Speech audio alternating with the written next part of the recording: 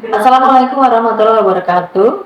Ketemu lagi dengan saya Dwi Astuti, calon guru penggerak angkatan 9 dari SMA Al-Mubarak Kota Tangerang Selatan. Pada kesempatan ini, saya akan mewawancarai dua kepala sekolah, yaitu Kepala Sekolah SMA Al-Mubarak dengan Bapak Haikal Ismail SHSE dan Kepala Sekolah SMK Bintang Nusantara Bapak Nur Hadi SPD IMM, yaitu untuk memenuhi tugas demonstrasi kontekstual modul 3.1, yaitu pengambilan keputusan berbasis nilai-nilai kebajikan sebagai pemimpin. Saya akan mewawancarai tentang bagaimana cara pengambilan keputusan jika mereka mengalami dilema etika. Selamat menyaksikan. Assalamualaikum Pak Haikal. Waalaikumsalam. Ya, selamat siang Pak Haikal. Siang. Ya. Bagaimana kabarnya Pak? Alhamdulillah baik. Ya. Jadi maksud saya itu begini Pak, saya akan mewawancarai Bapak berkaitan dengan tugas saya sebagai calon guru penggerak, yaitu tugas demonstrasi kontekstual modul 3.1, di mana tentang pengambilan keputusan berbasis nilai kebajikan sebagai pemimpin. Ya. Jadi nanti dalam sesi wawancara ini saya akan mengajukan beberapa pertanyaan ke Bapak. Yang pertama nih Pak, bagaimana Pak Haikal ya, selama menjadi kepala sekolah di SMA Al-Mubarak ini tentunya kan mengalami beberapa kasus ya, mengalami atau mendapatkan beberapa kasus yang di mana kasus itu Pak Haikal mengidentifikasi apakah kasus itu merupakan dilema etika atau memang merupakan rujukan moral. Nah ini gimana Pak cara mengidentifikasinya? Ya, sekolah kita SMA Al-Mubarak sekolah swasta ya. Dan memang ada beberapa, walaupun memang tidak sering, pasti ada yang namanya permasalahan-permasalahan itu. Baik itu permasalahan yang kita sikapi dengan dilema etika maupun rujukan moral. Nah, kita berfokus kepada rujukan moral. Setiap sekolah pasti akan melakukan rujukan moral kepada siswa-siswi. Dan setiap sekolah pasti mempunyai aturan tata tertib dan disiplin yang memang sudah menjadi standar baku pada satuan pendidikan. Nah, memang dibutuhkan peran serta aktif siswa, wali murid, guru, semua yang ada di lingkungan pendidikan agar kedisiplinan, komitmen dari suatu kedisiplinan sekolah itu dapat berjalan dengan baik. Nah, memang ada beberapa hal yang kita arahkan mengapa harus dikategorikan menjadi rujukan moral bila mana siswa itu melanggar suatu tata tertib. Ya, biasanya yang melakukan penilaian, yang melakukan akumulasi dari suatu pelanggaran itu adalah lokasi tidak kesiswaan. Nah, dari lokasi tidak kesiswaan, lalu dia memberikan report ke kita, lalu kita melakukan pemanggilan terhadap siswa tersebut agar melakukan perubahan. Apa sih yang menjadi faktor penyebab dan sebagainya. Nah, ini yang disebut dengan rujukan moral. Seperti itu. Nah, adapun dilema etika yang dihadapi sekolah memang tidak banyak. Ada beberapa, ini biasanya berkaitan dengan peran serta dari keterlibatan dari wali murid untuk men-spot anak-anaknya dalam mengikuti pembelajaran dan disiplin sekolah. Seperti itu. Jadi tadi Bapak sudah menjelaskan ya rujukan moral. Jadi memang di sekolah ini memang ada kasus rujukan moral yang dikatakan sebagai identifikasi kasus rujukan moral. Ada juga yang sebagai dilema etika. Selanjutnya nih Pak, pertanyaan yang kedua, bagaimana Pak Haikal menjalankan keputusan di sekolah, terutama kasus-kasus di mana ada dua kepentingan yang sama-sama mengandung nilai kebajikan? Iya. Nilai kebajikan sendiri memang kita dihadapi, contoh ya, ada beberapa siswa yang bermasalah dengan permasalahan keluarganya. Ya, dari latar belakang kenapa dia terlambat, kenapa dia jarang masuk dan sebagainya. Ya. Dan hal itu juga disebabkan oleh latar belakang keluarga. secara akademik siswa ini memiliki prestasi, tapi di satu sisi siswa ini melakukan pelanggaran disiplin sekolah, nilai kehadirannya kurang, sering lambat. Nah, sehingga kita melakukan pemanggilan kepada peserta didik tersebut, apa yang menjadi latar belakang anak ini sering terlambat, apa yang menjadi latar belakang anak ini tidak masuk sekolah. Nah, terkadang yang menjadi latar belakang itulah yang menjadi dilema buat sekolah. Terkadang berbenturan dengan etika. Nah, disinilah kita, saya selaku kepala sekolah meminta pendapat dari beberapa bapak ibu guru bagaimana kita menyikapi agar siswa ini walaupun dia melanggar ketentuan sekolah tapi setidaknya ada kebijaksanaan dalam hal partisipasi dia untuk mengikuti pembelajaran sama seperti yang lainnya. Nah, biasanya kita itu memanggil orang tua. Pemanggilan orang tua. Lalu dari pemanggilan orang tua itu kita memberikan masukan pendekatan kepada orang tua agar anaknya bisa di-support untuk aktif serta dalam kegiatan belajar mengajar. Jangan sampai pelanggaran-pelanggaran yang dilakukan oleh anak tersebut menjadi contoh buat teman-teman yang lain. Dan ini sangat tidak baik. Dan ini sangat tidak baik sekolah kita. Jadi tadi untuk mengatasinya salah satu adalah pemanggilan orang tua ya Pak ya. Jadi biar tahu ya latar belakangnya itu sebenarnya permasalahan itu ada apa gitu kan. Misalkan tadi ada siswa yang terlambat gitu ya. Apakah memang ada faktor dari orang tua tidak memperhatikan gitu ya Pak ya biasanya. Yang ketiga nih Pak, pertanyaan yang ketiga. Langkah-langkah atau prosedur seperti apa sih yang Bapak lakukan selama ini untuk mengatasi kasus-kasus terutama di lingkungan etika ini?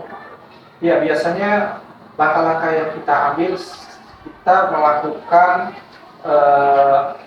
monitoring, ya, laporan yang dilakukan oleh Wakasek dan Kesiswaan di pertengahan semester. Di pertengahan semester kita lihat reportnya, bagaimana kehadirannya, lalu bagaimana tingkat kedisiplinannya, ya, lalu kita undang wali kelas, ya, untuk mengetahui karena wali kelas bagaimanapun juga memiliki tanggung jawab terhadap peserta didik. Nah, apabila memang nanti ditemukan suatu permasalahan seperti itu, kita lakukan wawancara terhadap siswa tersebut. Nah, setelah kita melakukan wawancara, lalu bila mana nanti ada suatu permasalahan yang memang melibatkan keluarganya dia, maka orang tua kita panggil.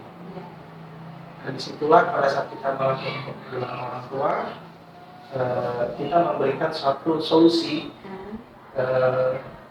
yang dimana solusinya itu setidaknya mendukung penuh apa yang menjadi program visi misi sekolah. Jadi monitoring ya Pak ya? Monitoring, ada monitoring dari wali kelas, kemudian dari siswaan, dari bagian BP gitu ya Pak ya. Yang pertanyaan selanjutnya nih Pak, hal-hal apa saja yang selama ini Bapak anggap efektif dalam pengambilan keputusan, khususnya pada kasus-kasus di lingkungan etika Pak, yang Bapak mengambil keputusan yang dimana sih yang dianggap paling efektif gitu dalam mengambil suatu keputusan nih, termasuk di lingkungan etika nih? Oh ya, klasifikasinya ya jelas kita ada perbedaan ya.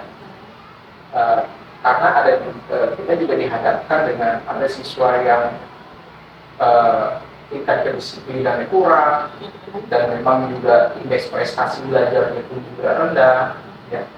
Ada beberapa ya. Itu biasanya kita nanti akan kategorikan siswa itu secara administrasi sekolah dia sudah tidak dapat prasyarat kelulusan SAP, ya, persyaratan kelulusan. Ya, kita sudah memberikan peringatan 1 peringatan, 2 peringatan, 3 sampai pemanggilan orang tua, tapi tidak diindahkan juga dia memang permasalahan itu dari siswanya, bukan orang tuanya. Nah, tapi bila mana ada permasalahan dari orang tuanya atau latar belakang yang menjadi permasalahan, kita akan memberikan kebijakan kepada siswa tersebut dengan memberikan suatu gambaran kepada guru, khususnya guru bidang studi, akan memberikan kebijakan agar siswa ini ada pengecualian. Walaupun memang ya alhamdulillah untuk saat ini sih paling 2 tahun yang lalu kita pernah dihadapkan seperti itu ya, dan kebetulan itu orang tuanya berpenghulu, jadi ada punya anak berpenghulu 2 tahun yang lalu itu seperti itu. Dan alhamdulillah sudah terselesaikan dengan baik, dan anak itu walaupun dia sering izin terlambat ya, tapi kita memberikan dispensasi, dan kita bisa memahami selain latar belakangnya dia juga keluarga berpenghulu, dan rumah itu juga cukup jauh dari sekolah. Jadi tadi kalau bisa saya rangkum nih, menyederhanakan permasalahan. Menyederhanakan. Selanjutnya nih Pak, hal-hal apa saja nih yang selama ini yang menjadi tantangan dalam pengambilan keputusan, khususnya dalam kasus-kasus dilema etika Pak? Iya, tantangannya terkadang ketidakjujuran orang tua ya, ketidakputusan orang tua, dan memang banyak sekali orang tua, oh anak saya ini kok anak saya baik-baik aja, ya, kurangnya partisipasi orang tua, ya, anaknya malas dibilang rajin, gitu ya, anaknya selalu tidak merasa dirinya bersalah, dan yang paling fatalnya adalah di mana orang tuanya itu memposisikan dirinya, dia sudah mendidik yang cukup benar.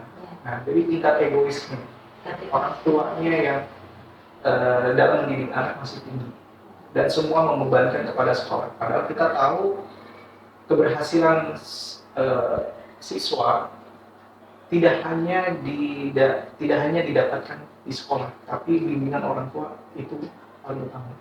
Jadi memang harus ada kerjasama ya Pak ya, antara orang tua dan kita sebagai pendidik. Iya.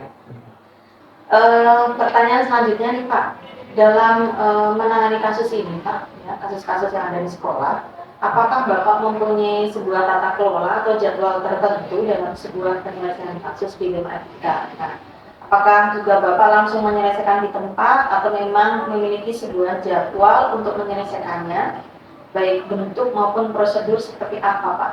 Kalau memang ada jadwal tertentu. Ya, kalau untuk jadwal kita lebih pada pembimbingan moral dulu ya. Pembimbingan moral itu kita melakukan monitoring kepada guru Wakasek bidang kesiswaan itu di mid semester. Di mid semester kita melihat ya. Nah, dari itu semua nanti kita baru bisa mengkategorikan mana anak-anak yang memang membutuhkan bimbingan moral dan mana anak-anak yang memang menjadi hadapan sekolah kita, menjadi suatu dilema buat kita. Nah, itu kita lakukan di mid semester. Gitu. Jadi memang ada jadwal tertentu ya Pak ya?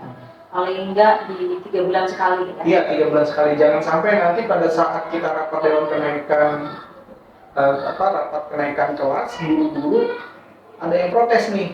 Contoh seperti guru matematika, oh anak ini nggak pernah masuk di pelajaran saya di jam pertama, tapi di pelajaran lain anak itu nggak ada yang bermasalah. Nah, ini kan menjadi suatu permasalahan yang seharusnya dapat ditanggulangi di awal. Maka dari itu kita lakukan monitoring, pemeriksaan di Wakasek bidang kesiswaan itu di mid semester atau di 3 bulan. Tapi kalau misalkan kasus-kasus yang mendesak nih Pak, yang memang hari itu atau dalam secepatnya itu harus ditangani, itu tetap kita menunggu jadwal atau memang harus segera ditangani? Oh iya, harus segera ditangani. Sifatnya insidensial ya. Insidensial ya. Sifatnya insidensial yang harus ditangani dengan segera. Selanjutnya nih Pak, apakah ada seseorang atau faktor-faktor apa yang selama ini mempermudah atau membantu Bapak dalam mengambil keputusan ya dalam tentunya kasus-kasus dilema etika? Jadi ada yang membantu Bapak nggak nih dalam mengambil keputusan yang berupa kasus dilema etika? Ya, pertama peran serta dari guru bimbingan konseling itu sangat penting sekali karena bagaimanapun juga guru bimbingan konseling paling tahu akan eh, psikologis peserta didik yang dialami. Ya, yang kedua adalah wali kelas. Ya, karena wali kelas bagaimanapun juga posisinya sebagai wakil dari orang tua yang ada di kelas. Ini butuh juga partisipasinya yang dapat membantu khususnya pimpinan ya dalam mendapatkan informasi permasalahan-permasalahan yang ada di lingkungan sekolah. Jadi gitu ya Pak ya. Jadi ada BK ya, BPBK, kemudian ada wali kelas ya, kemudian para wakil gitu ya Pak ya. Nah yang terakhir nih Pak, dari hal yang tadi sudah kita bicarakan nih Pak, pembelajaran apa sih yang Bapak bisa petik dari pengalaman Bapak dalam mengambil keputusan, terutama dalam kasus-kasus di dalam etika Pak? Pelajaran yang saya dapati dari kesimpulannya ya, jadi sekolah itu jadi gimana ya, sekolah pendidikan bukan menjadi sekedar sarana menuntut ilmu, tapi juga menjadi sarana motivasi peserta didik dalam meraih cita-cita. Karena dalam meraih suatu cita-cita butuh yang namanya motivasi. Motivasi itu tidak hanya di lingkungan keluarga, tapi di lingkungan sekolah dan teman. Nah, jadi sangat penting sekali kita memberikan suatu gambaran referensi kepada peserta didik agar apa yang menjadi motivasi semangat dia untuk melanjutkan pendidikan yang lebih tinggi dapat terarah dengan baik. Aduh, terima kasih Pak Ekal atas waktunya ya. Hari ini luar biasa nih Pak Ekal ya. Terima kasih atas pembelajaran yang sudah Bapak sampaikan kepada saya ya. Terutama tentang bagaimana sih cara mengambil keputusan gitu kan dalam menghadapi kasus-kasus baik kasus di bidang etika maupun kebijakan moral. Terima kasih Pak Ekal atas waktunya hari ini. Luar biasa perbincangan hari ini ya Pak ya. Saya mendapatkan pencerahan bagaimana sih selama ini Bapak sebagai kepala sekolah cara menangani atau mengambil keputusan ya untuk menangani kasus-kasus apakah itu tentang dilema etika atau memang kebijakan moral. Ya. Terima kasih Pak Ekal. Ya. Assalamualaikum warahmatullahi wabarakatuh. Waalaikumsalam warahmatullahi wabarakatuh. Assalamualaikum Pak Nur Hadi. Waalaikumsalam Bu Lili. Ya, bagaimana kabarnya Pak? Alhamdulillah selalu baik. Ya, jadi gini Pak, saya akan mewawancara Bapak nih berkaitan tugas saya di pendidikan guru penggerak di modul 3.1 demonstrasi kontekstual tentang pengambilan nilai keputusan berdasarkan nilai-nilai kebijakan sebagai pemimpin. Oke, silakan. Jadi yang pertama ini kan gini, Bapak selama menjadi kepala sekolah di SMK Bintang Satu, tentunya kan sudah menghadapi atau menangani beberapa kasus nih. Nah, bagaimana Bapak cara mengidentifikasi nih, apakah kasus itu merupakan kasus dilema etika atau memang kasus itu merupakan kasus rujukan moral? Saya dalam hal menyikapi hal tersebut akan melakukan klarifikasi dan informasi terhadap pihak-pihak yang teridentifikasi untuk dimintai keterangan dan pendapat terhadap apa yang menjadi permasalahan dengan asumsi bahwa permasalahan pasti akan bisa diselesaikan hanya dengan komunikasi dan koordinasi. Kemudian akan diputuskan dengan kepentingan meminimalisir potensi negatif keputusan dan memaksimalkan potensi positif dan keputusan. Jadi Bapak akan ini ya melihat apakah itu memang sebagai kasus dilema atau memang rujukan moral. Iya betul. Yang kedua nih Pak, bagaimana selama Bapak mengambil keputusan itu yang ada di sekolah, kasus di sekolah itu, terutama kasus-kasus dilema etika, di mana ada dua kepentingan yang sama-sama benar atau sama-sama mengandung nilai kebajikan. Iya. Pengambilan keputusan terkait tentang hal tersebut saya lakukan dengan pendekatan komunikasi dan koordinasi. Karena bagaimanapun pemimpin itu hanya menentukan dan mengambil keputusan, akan tapi Bapak untuk mengidentifikasi apakah itu kasus dilema etika atau bujukan moral, yaitu dengan cara memahami kasus tersebut ya Pak ya. Kemudian apa tadi berkomunikasi dengan pihak-pihak yang terlibat, gitu kan. Yang kedua nih Pak, bagaimana Pak Nur Hadi menjalankan keputusan di sekolah, terutama kasus-kasus di mana ada dua kepentingan yang sama-sama mengandung nilai kebajikan. ya, mengambil keputusan terkait hal tersebut, saya lakukan dengan pendekatan komunikasi dan koordinasi. Karena bagaimanapun pemimpin itu hanya menentukan dan mengambil keputusan, akan tapi referensi dan indikator serta pertimbangan-pertimbangan dalam pengambilan keputusan ada unsur di dalam organisasi. Itu stakeholder internal jika benar dengan hal internal. Oh ya, baik. Pertanyaan selanjutnya nih Pak, langkah-langkah atau prosedur seperti apa sih Pak yang biasa Bapak lakukan selama ini? Prosedur yang saya lakukan yaitu menentukan kasus tersebut berkesesuaian dengan job unit kerja apa. Kemudian dilakukan koordinasi, menjalin komunikasi dengan unsur-unsur yang terkait dalam unit kerja tersebut. Meminta pandangan-pandangan dari unsur yang ada, nantinya akan menjadi dasar dan pertimbangan pengambilan keputusan.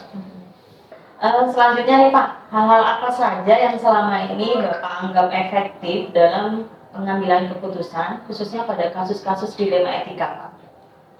Hal-hal yang efektif dalam pengambilan keputusan adalah senantiasa menjalin dan menjaga keberpihakan melalui kebersamaan dan komunikasi dengan unsur pimpinan, terutama yang dapat memperkaya referensi kita dalam memutuskan kasus